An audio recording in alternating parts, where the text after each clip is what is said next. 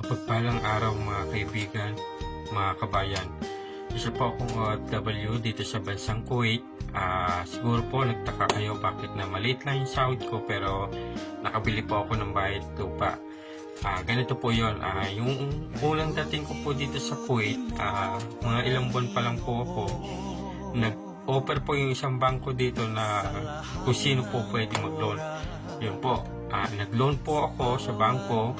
Yung nakuha ko pong pera na niloan sa bangko, yun yung po yung binili ko ng bahay at lupa sa Pilipinas. Kumbaga, yung naloan ko dito, ang ginawa ko, binili ko na ng cash na bahay at lupa sa Pilipinas. Kasi po, ayoko naman po na bibili ako, may loan ako dito, magbabayad ako monthly, tapos magbabayad pa ako sa bahay. Kaya ang ginawa ko, kinash ko na lang siya para isa lang po yung aking intindihin, yung bangko lang. Kaya nakabili ako ng bahay at lupa, ilang buwan pa lang ako sa Kuwait, nakabili ako ng sarili kong bahay at lupa. Bear type lang po siya. Yan po, ito po yung mga picture na nabili ko siya, bear type. Tapos habang nasa dito ako sa Kuwait, sa trabaho, may napaayos ko kahit paano yung bahay na nabili ko, bear type, napapaunti-unti, napapaganda ko.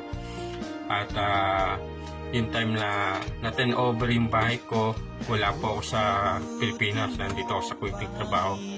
Pero thanks God, salamat sa Panginoon. Itong February 2023,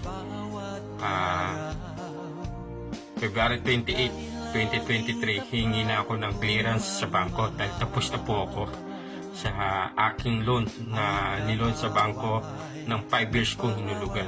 Salamat God at tapos na ako this February 2023. Kwento ko lang din sa inyo, no? Yung nagbakasyon ako last year, August 2022. Siyempre, hindi ko pa nakita yung bahay ko. Tapos pinapaayos ko lang siya habang nandito ako sa bansang Kuwait. Yung nagbakasyon ako August 2022. Napakasarap ng feeling po, yung pakiramdam na pagdating mo sa Pilipinas, nakita mo yung bahay mo na yung pinaghirapan mo sa ibang bansa ay baga may napuntahan. Talagang thanks God. Excited ako. Yung dumating ako sa bansa, nagbakasyon ako yung August 2022, sabi ng anak ko, "Pa, panay ka ang picture dyan sa bahay mo." Sabi ko, hindi naman na, kasi proud lang si Papa. First time din nakita ni Papa itong pinaghirapan, itong napundar na to. Saka isa pa, dati lang tayong walang-wala. Baga, dati nakatira lang ako sa Riles, sa housing, nangungupahan ng ilang tao. Pero ito, sariling bahay na, hindi na natin kailangang mangupahan. Baga, atin-atin na. Na-turn over na rin yung titulo sa atin. Baga, yung buhay natin dati na walang-wala, kahit paano, may narating. Kaya sabi ng anak ko, picture ka ng picture dyan sa, sa bahay mo pa. Sabi ko, itong bahay naman natin napundar ko napundar namin ng mama mo hindi naman para sa amin to, hindi para di sa ito. Kasi pagdating ng panahon, sa iyo rin mapupunta. Kaya thanks God, kwento ko lang siya po, thanks God, at matatapos na ako this coming February 2023. Hingi na ako clearance. Saka napakahirap po pag yung may bank loan ka dito sa bansang Kuwait, yung may loan ka. Kasi pag ilang buwan kang hindi ka nagbayad, hindi ka makakauwi sa Pilipinas, makapagbakasyon. Kasi nga po, pag ilang buwan kang hindi nakapaghulo sa bangko, hindi mo na bayaran yung obligasyon mo, pwede ka nilang i-travel ban. Yun po ang napakahirap pag na-travel ban ka na ng isang bangko. Kasi, halimbawa, 2 years mahigit ka na, 2 taong magbabakasyon ka na, time na para magbakasyon ka lang, pero hindi ka makapagbakasyon. Kasi nga, aharangin ka sa immigration dahil may travel ban ka. Kumbaga travel ban ka ng bangkong inutangan mo. Kaya ako, ginawa ko, talagang pinursigi ko talaga yung bangko. Hindi pwedeng, buwan-buwan po talaga ako nagbayad. Talagang hindi ko pinabayaan yung bangko. Kaya isa rin ito sa mga naging instinct ko sa buhay ko na ikas na yung bahay na binili ko kasi sa maghuhulog ka sa bahay na kinuha mo sa Pilipinas, tapos maghuhulog ka pa sa bangko dito, magdodoble-doble, lalong masakit sa ulo. Kaya ang ginawa ko, cash yung bahay kong binili, yung bahay kong binili sa Pilipinas, cash ko na siya binili, tapos yung iniintindi ko na lang yung bangko dito. Medyo mahirap, kailangan mo talaga mag-adjust kasi yung sahod mo talaga, kailangan i-budget mo. Baga, i-budget, talagang iba-budget mo. Pero, thanks God, sa 5 taon patapos na ako this February 2023. Kaya hingi na akong clearance. Salamat din sa Panginoon.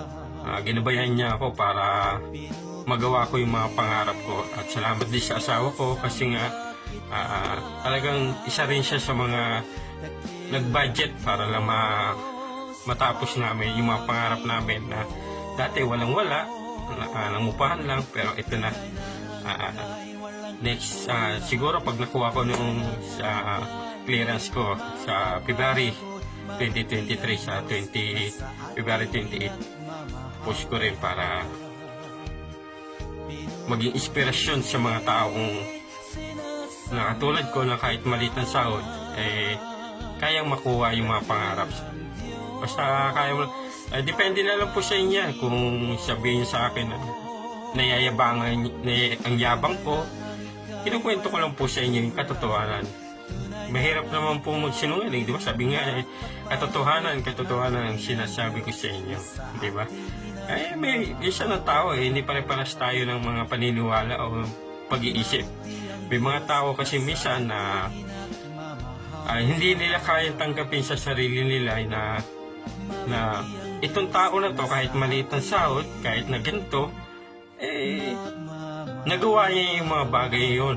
Na-achieve niya yung karoon ng sariling bahay at lupa, napapupundar. Samantalang iba, o kaya masigit silang, mas malaki sahod, alam nilang masigit silang may kakayahan na gawin yun, pero hindi nila nagawa. Kaya minsan, sabing mayabang ka. Kasi naman, ang katotohanan minsan, hindi naman kalabasin sa pagkatao, kabawasan sa pagkatao yung pagtanggap ng pagkakamali. Saka yung talagang pagtanggap ng katotohanan. Diba? Kaya minsan sabi nga ang taong nagpapakababa ay tinataas. Ang taong nagpapakataas ay binababa. Diba? Kaya thanks God, this February 2023, tapos na ako. Kaya ko lang sa inyo yung mga bahay na na-achieve mo ko. Yung bird type lang siya, tapos ngayon napaayos ko. Titingnan nyo na lang sa picture. Maraming salamat po. At God bless. At thank you, Lord.